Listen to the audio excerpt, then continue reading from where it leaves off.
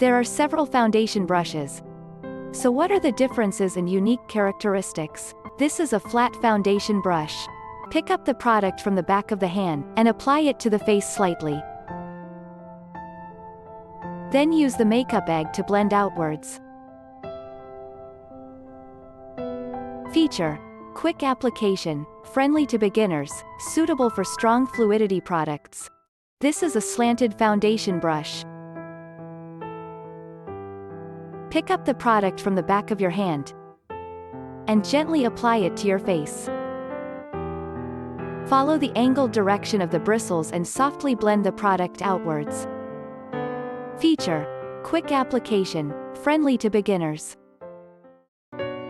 This is a dome foundation brush. Use your fingers to apply the product onto your face. Then blend it outward in smooth strokes or in circular motions. Feature: time-consuming, but it's particularly effective for concealer application. This is a flat-top foundation brush. Pick up the product from the back of your hand and gently apply it to your face.